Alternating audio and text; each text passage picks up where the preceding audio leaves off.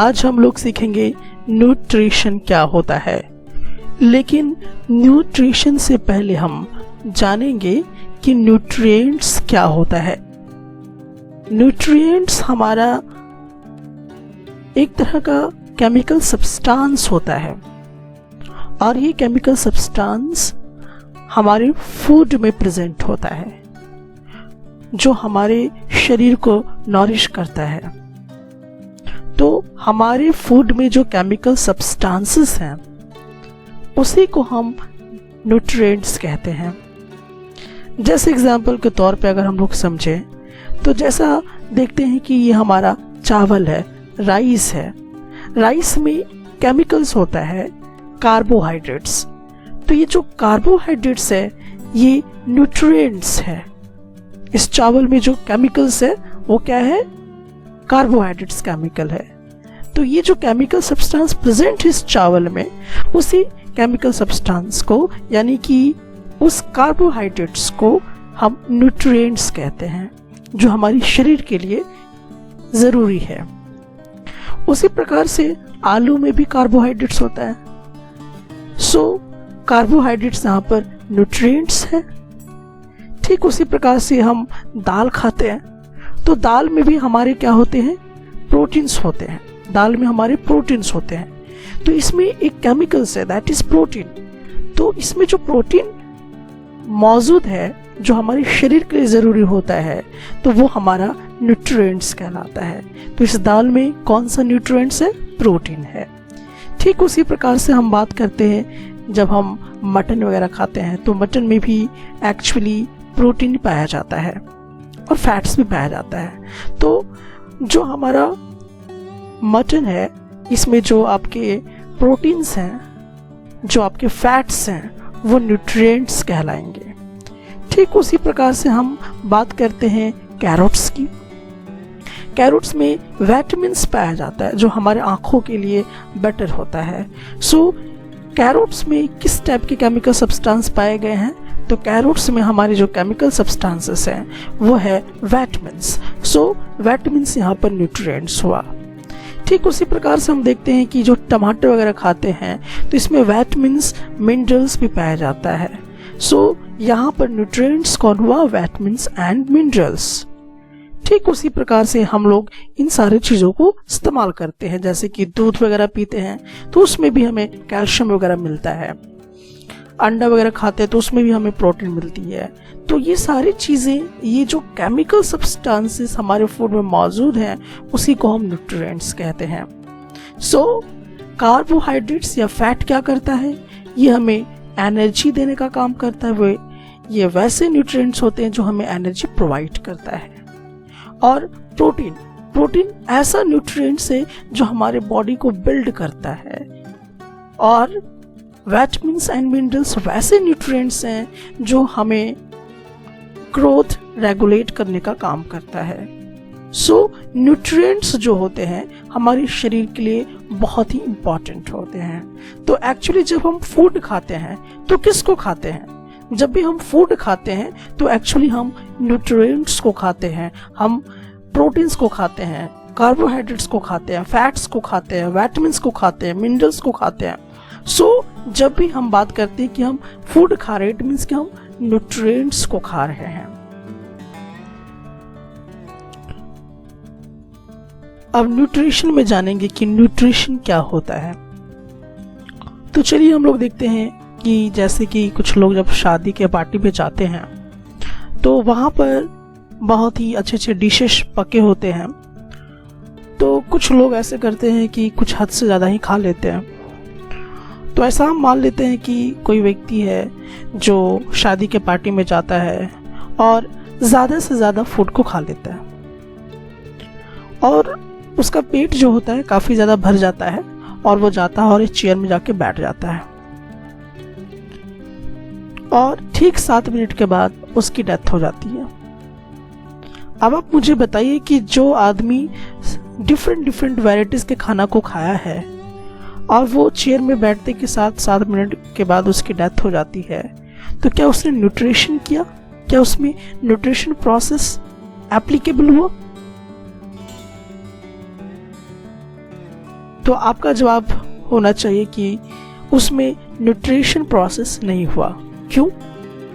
तो जैसा कि डेफिनेशन से हम समझते हैं, न्यूट्रिशन एक इस तरह का प्रोसेस है जिसमें कोई भी ऑर्गेनिज्म पहले फूड को क्या करता है, इनटेक करता है, फूड को पहले ऑब्टेन करेगा, फूड को पहले खाएगा, फिर खाने के बाद क्या होगा कि वो फूड सिंपल एब्जॉर्बेबल फॉर्म में, यानी कि विटामिन्स, प्रोटीन्स, कार्बोहाइड्रेट्स वगैरह में वो ब्रेक हो जाएगा, वो सिंपल जो सिंपल फूड है उसमें कन्वर्ट होगा, और फिर हम उस से जो निकलेगा जैसे कि विटामिन्स, मिनरल्स, प्रोटीन्स, कार्बोहाइड्रेट्स, उसको फिर हम अपने बॉडी के ज़रूरत के हिसाब से यूज़ करते हैं। जब ये पूरा प्रोसेस इन्वॉल्व होता है तब हम कहते हैं कि न्यूट्रिशन हुआ, अदरवाइज नहीं हुआ। So this is the very important point कि न्यूट्रिशन हुआ या नहीं हुआ। तो होने का रीज़न क्या है?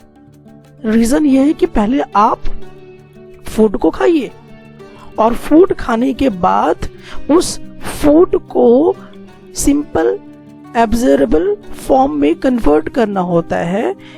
मतलब कि उस फूड के अंदर, जैसे आपने चावल खाया तो चावल से कार्बोहाइड्रेट्स निकलेगा, दाल खाया तो दाल से आपका प्रोटीन्स निकलेगा। तो उसी तरह से ये जितनी सारी चीज़ें हैं फूड के अंदर, जो केमिकल सब्सटेंसेस है, जो न्यूट्रिएंट्स हैं, वो सारे न्यूट्रिएंट्स को पहले कन्वर्ट करेगा। मतलब कि जो फूड में केमिकल सब्सटेंस है पहले उसको कन्वर्ट करेगा और फिर उसके बाद उस न्यूट्रिएंट्स का हम बॉडी के हिसाब से यूज करते हैं। जब ऐसा प्रोसेस हो जाता है तभी हम कहते हैं कि न्यूट्रिशन जो है वो हुआ, अदरवाइज नहीं हुआ।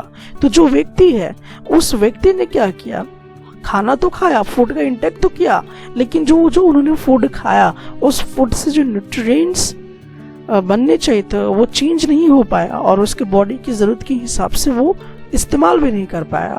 सो हम बोलेंगे कि उस व्यक्ति ने न्यूट्रिशन प्रोसेस नहीं किया।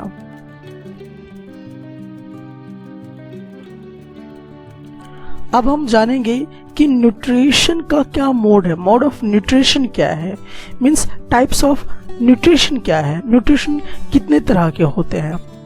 तो मेनली जब साइंटिस्टों ने रिसर्च किया और काफ़ी ज़्यादा ऑब्जर्व किया तो ये उन्होंने कैटेगराइजेशन, एक क्लासिफिकेशन बनाया कि जो न्यूट्रिशन करने का जो तरीका है वो मेनली दो है, जिनमें से एक हमारा आता है ऑटोट्रॉफिक न्यूट्रिशन। अब ये ऑटोट्रॉफिक न्यूट्रिशन क्या होता है? ऑटो का मतलब सेल्फ और ट्रॉफ्स का मतलब फूड होता है। सो जो सेल्फ फूड करे, मतलब अपना फूड वो खुद से ही बना ले इनऑर्गेनिक सब्सटेंस के मदद से, फोटोसिंथेसिस प्रोसेस के मदद से, तो उसको हम ऑटोट्रॉफिक न्यूट्रिशन कहा करते हैं। इनमें से जितने भी आपके ग्रीन प्लांट्स होते हैं ये सब ये आया करते हैं। सो जनरली ये जितने भी ग्रीन प्लांट्स हैं वो सब ऑटोट्रॉफिक न्यूट्रिशन करते हैं और ये अपना फूड इनऑर्गेनिक सब्सटेंसेस जैसे कार्बन डाइऑक्साइड, वाटर में मिला हुआ फॉस्फोरस, नाइट्रोजन, इन तमाम चीज़ों को लेकर अपना फूड जो है वो प्रिपेयर करता है। सो ऐसे जो ऑर्गेनिज्म होते हैं उसको हम ऑटोट्रॉफिक न्यूट्रिशन कहा करते हैं, ऑटोट्रॉप्स कहा करते हैं, और वो ऑटोट्रॉप्स ऑटोट्रॉफिक न्यूट्रिशन किया करते हैं। और कुछ ऐसे ऑर्गेनिज्म होते हैं जो दूसरे पे डिपेंड होते हैं, उसको हम लोग कहा करते हैं हीटरोट्रॉफिक न्यूट्रिशन। हीटरोट्रॉफिक न्यूट्रिशन जो दूसरे पे डिपेंड है, अपने फूड के लिए दूसरे पे डिपेंड है, वो डायरेक्टली इनऑर्गेनिक सब्सटेंस यूज करके खाना नहीं पकाता है, अपना खाना नहीं बनाता है, वो दूसरे पे डिपेंड होता है। जैसे कि एनिमल्स हो गए, ह्यूमंस हो गए, तो ये हम लोग सारे के सारे हीटरोट्रॉफिक न्यूट्रिशन क्या करते हैं।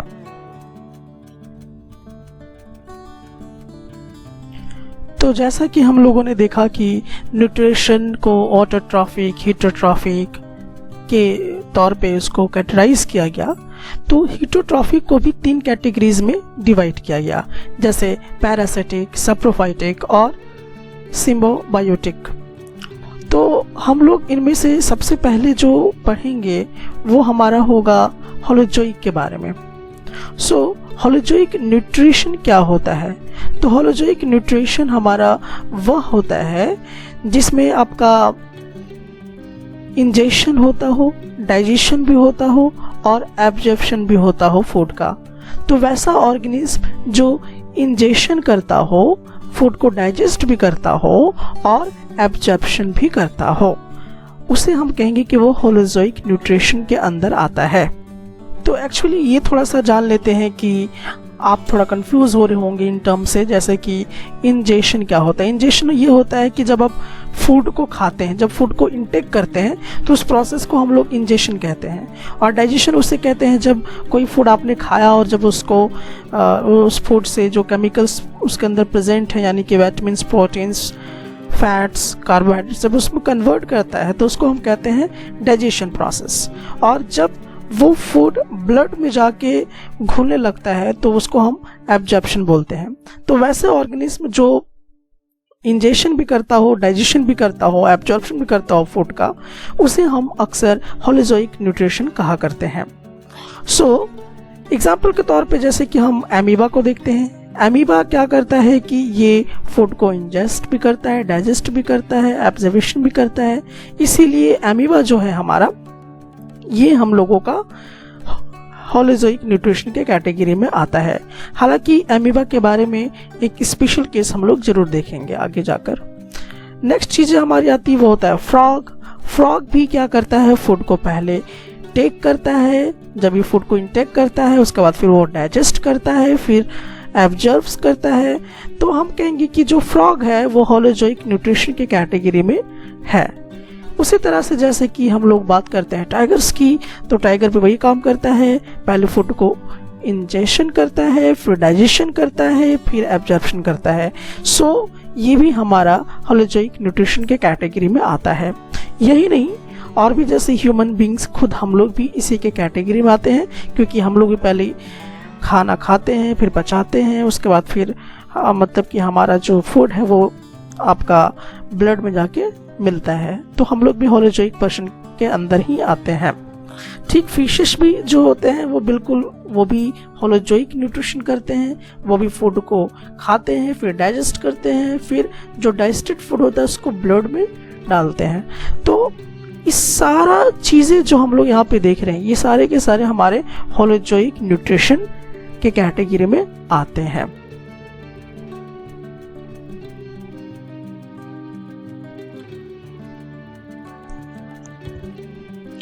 पैरासिटिक न्यूट्रिशन, ये हमारा दूसरे टाइप का हिटोट्रॉफिक न्यूट्रिशन है। तो पैरासिटिक न्यूट्रिशन क्या होता है? पैरासिटिक न्यूट्रिशन हमारा वो हुआ करता है जिसमें ऑर्गेनिज्म किसी दूसरे ऑर्गेनिज्म के शरीर के ऊपर रहता है या शरीर के अंदर रहता है, और वहाँ से उसके शरीर से या उसके शरीर के अंदर से अपना फूड जो है वो लेता है, अपना फूड जो है वो कंप्लीट करता है। तो वैसे ऑर्गेनिज्म को हम पैरासाइट्स बोला करते हैं, और जो इस टाइप की न्यूट्रिशन करते हैं उसको हम पैरासिटिक न्यूट्रिशन कहा करते हैं। एग्जाम्पल के तौर पे अगर हम देखें तो जैसे डोडर प्लांट है, ये प्लांट है, इसका मतलब ये नहीं कि ये आपका ऑटोट्रॉफिक मोड ऑफ न्यूट्रिशन करेगा। तो एक्चुअली इसको हम लोग डोडर प्लांट कहा करते हैं, या इसको हम कुस्कोटा बोला करते हैं या अमरबेल बोला करते हैं। तो ये एक्चुअली पैरासाइट होता है, मतलब ये अपने फूड को सनलाइट या इनऑर्गेनिक सब्सटेंस के जरिए नहीं, बल्कि ये दूसरे पे डिपेंड होता है। तो ये जो है आपका एक पैरासिटिक न्यूट्रिशन के अंदर आता है। उसी तरह से जैसा कि हम लोग देख रहे हैं हेड लूज के बारे में, तो ये हेड लूज आप जानते ही होंगे। तो हेड लूज जो है ये भी हमारे शरीर के ऊपर रहकर अपना आहार लेता है, अपना न्यूट्रिशन करता है, इसलिए हम बोलेंगे कि ये भी हमारा पैरासिटिक न्यूट्रिशन है। उसी तरह से अगर हम लोग बात करें बेड बग की, बेड बग जो होते हैं अक्सर बेड के नीचे होते हैं, और ये भी अपना जो भोजन लेते हैं वो किसी के शरीर से लेते हैं, तो ये हमारा पैरासिटिक कहलाता है। और इस टाइप के जो है हमारे शरीर में रह कर ये भोजन को लेते, तो ये भी हम लोगों का एक पैरासिटिक न्यूट्रिशन करने वाला ऑर्गेनिज्म है। ठीक उसी प्रकार से अगर हम लोग बात करें कि हमें मलेरिया क्यों होती है, तो मलेरिया होने का जो रीज़न होता है वो ये होता है कि जो एक फीमेल मॉस्किटो होती है वो अपने शरीर से हमारे शरीर में एक प्लाज्मोडियम डाल देती है। प्लाज्मोडियम जो एक माइक्रो ऑर्गेनिज्म होता है, तो वो माइक्रो ऑर्गेनिज्म को हमारे बॉडी के अंदर डाल दिया जाता है। अब हमारे बॉडी से ही ये जो प्लाज्मोडियम है, ये जो आपको ये इस तरह से ब्लू कलर के दिखाई दे रहे हैं जो हमारे ब्लड के अंदर घुस रहे हैं, तो ये हमारे प्लाज्मोडियम होते हैं, माइक्रो ऑर्गेनिज्म हुआ करता है। सो ये हम अपना जो न्यूट्रिशन लेते हैं वो हमारे फूड के अंदर से लेते हैं। सो ये भी जो है यानी कि जो ये प्लाज्मोडियम है ये हमारा पैरासिटिक मोड ऑफ न्यूट्रिशन क्या करता है। उसी तरह से राउंड वॉर्म जो होता है ये भी हमारे शरीर के अंदर रहकर अपना फूड गेन करता है, इसीलिए ये भी जो हमारा होगा पैरासिटिक मोड ऑफ न्यूट्रिशन करेगा। अभी कहाँ कहाँ होते होंगे, जैसे कोई पर्सन अगर इन्फेक्टेड है तो उनके आंखों में ये पाया जा सकता है, और इसी को हम लोग राउंड वॉर्म बोला करते हैं। तो जो ये होते हैं ये भी हमारे शरीर के अंदर से रह के अपने न्यूट्रिशन को कंप्लीट करते हैं। सो ये हम लोगों का पैरासिटिक मोड ऑफ न्यूट्रिशन कहलाता है।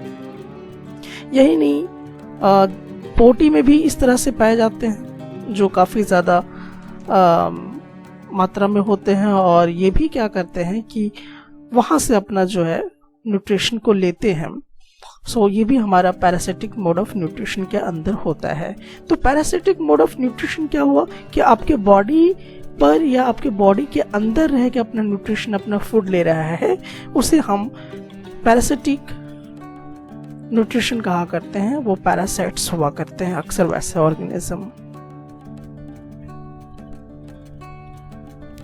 अब हम हीटोट्रॉफिक मोड ऑफ न्यूट्रिशन में थर्ड मोड ऑफ न्यूट्रिशन की बात करते हैं, जो कि सप्रोफाइटिक न्यूट्रिशन। सप्रोफाइटिक न्यूट्रिशन हमारा क्या होता है? सप्रोफाइटिक न्यूट्रिशन हमारा वैसा न्यूट्रिशन होता है जिसमें ऑर्गेनिज्म फूड को गेन करता है किसी डेड या डिकेइंग ऑर्गेनिज्म के जरिए। किसी मरे हुए, सड़े हुए, गले हुए जो ऑर्गेनिज्म है, उस ऑर्गेनिज्म से अगर कोई ऑर्गेनिज्म अपना फूड डिराइव कर रहा है तो हम उस ऑर्गेनिज्म को सप्रोफाइट्स बोलेंगे, या फिर हम उसको कहेंगे कि वो सप्रोफाइटिक जो है आपका मोड ऑफ न्यूट्रिशन कर रहा है। एक बड़ा अच्छी बात यह है कि ट्रॉफ्स जो होते हैं एक्चुअली डिकम्पोजिशन के मदद से इन्वायरमेंट को क्लीन करने का काम भी किया करते हैं। सो बहरहाल अब हम सप्रोट्रॉफिक न्यूट्रिशन के अंदर देखते हैं कि क्या क्या एग्जाम्पल हमें मिल सकते हैं। तो एग्जाम्पल की अगर हम बात करें तो जैसे कि मशरूम हुआ, तो ये जो मशरूम है वो जो आपका पेड़ होता है, डेड और डिकेइंग प्लांट्स जो होता है, सड़ा हुआ या रोटेन जो वुड होता है, उसमें ये पनपता है। तो ये अपना फूड कहाँ से लेता है? ये अपना फूड इसी सड़े हुए लकड़ी से लेता है। सो ये जो मशरूम हुआ ये आपका एक तरह का फंगस ही है। तो ये जो एक मशरूम हुआ, ये मशरूम अपना फूड जो है सड़ी हुई चीज़ों से ले रहा है या डेड डिकेइंग ऑर्गेनिज्म से ले रहा है। सो हम ये कहेंगे कि ये सप्रोट्रॉफिक न्यूट्रिशन जो है आपका कर रहा है। दूसरे एग्जाम्पल की अगर हम बात करें कि जो हमारा ब्रेड मोल्ड होता है, जो इस तरह में देख रहे फफूंदे जब गए हरा और वाइट कलर का, तो ये भी एक तरह का फंगस ही है। तो ये भी जब ब्रेड सड़ जाता है तो वहाँ से अपना फूड ये लेता है। सो ये भी हमारा सप्रोट्रॉफिक न्यूट्रिशन कर रहा है। अब हम बात करते हैं ईस्ट की। तो ईस्ट भी जो होता है हमारा सप्रोट्रॉफिक न्यूट्रिशन करता है, क्योंकि ये भी सड़े हुए गले चीज़ों को खाता है और डेड डिकेइंग पार्ट्स को ही खाता है, जिसके विषय में हम लोग डिटेल में आगे जाकर चर्चा करेंगे। अब मेरा आपसे एक कुछ सवाल है। सवाल ये है कि एक औरत जो है अपने बच्चे को अपने स्तन से दूध पिला रही है, और एक आदमी है जो बहुत ही सड़ा हुआ आम खा रहा है। तो बताइए इन दोनों केसेस में किस टाइप का हीटोट्रॉफिक न्यूट्रिशन हो रहा है? मतलब पैरासिटिक हो रहा है सप्रोफाइटिक हो रहा है या होलोजोइक हो रहा है। तो अगर आप ये सोच रहे हैं कि ये जो है बच्चे को अपनी स्तन से दूध पिला रही है, मतलब कि बच्चा किसी के शरीर से अपना फूड जो है वो डिराइव कर रहा है, तो वैसे चीजों को हम क्या बोला करते थे कि वो हमारा क्या होता है, पैरासिटिक मोड ऑफ न्यूट्रिशन होता है। अगर आप ऐसा सोच रहे हैं तो ये गलत है। गलत क्यों हुआ? क्योंकि ये जो बच्चा है ये एक्चुअली पैरासिटिक न्यूट्रिशन नहीं कर रहा है। क्यों नहीं कर रहा है? क्योंकि पैरासिटिक न्यूट्रिशन और सप्रोफैटिक न्यूट्रिशन में फूड इंटेक तो होता है लेकिन फूड का डाइजेशन नहीं होता है। सो रिमेंबर द पॉइंट कि फूड को इंटेक तो किया जाता है लेकिन फूड का डाइजेशन नहीं किया जाता है। तो अगर सप्रोफाइट्स और पैरासिटिक में, याद रखिएगा, सप्रोफाइट और पैरासिटिक में डाइजेशन नहीं होता है, बाकी जो होलोजोइक है वो तीनों प्रोसेस करता है। वो फूड को इंटेक करता है, डाइजेस्ट करता है और उसके बाद उसको एब्जॉर्व भी करता है। तो जो तीनों प्रोसेस जिसमें इन्वॉल्व होती है, जिसमें खासकर डाइजेशन की अगर बात करते हैं, तो वो सिर्फ होलोजोइक मोड ऑफ न्यूट्रिशन में हुआ करता है। सो ये जो बच्चा है जो अपनी माँ के स्तन से दूध पी रहा है, ये पी रहा है, उसके बाद उस दूध को वो डाइजेस्ट भी करेगा, तो इसमें डाइजेशन प्रोसेस भी हो रहा है इस बच्चे में। इसीलिए हम बोलेंगे कि ये जो है आपका नहीं तो सप्रोफैटिक मोड ऑफ न्यूट्रिशन के अंदर आएगा और नहीं पैरासिटिक मोड ऑफ न्यूट्रिशन के अंदर आएगा, बल्कि ये होलोजोइक मोड ऑफ न्यूट्रिशन के अंदर आ रहा है। ठीक उसी प्रकार से अगर कोई व्यक्ति बहुत सड़े हुए गले हुए चीजों को खाता है तो वो भी आदमी उस सड़े हुए गले हुए आम को क्या करेगा, डाइजेस्ट करेगा। सो ऐसा नहीं है कि सड़े हुए गले हुए से अगर कोई चीज खा रहा है तो सप्रोफाइटिक न्यूट्रिशन हो रहा है। क्यों? क्योंकि सप्रोफाइटिक में डाइजेशन नहीं होता है, तो वो आदमी जो वो होलोजोइक है। क्यों? क्योंकि होलोजोइक मोड ऑफ न्यूट्रिशन इसलिए कर रहा है क्योंकि वो आदमी इस सड़े हुए आम को अगर खा भी लेता है तो क्या करेगा, उसको डाइजेस्ट करेगा अपने अंदर। सो सप्रोफाइटिक न्यूट्रिशन में ये बात का आपको ध्यान रखना जरूरी है।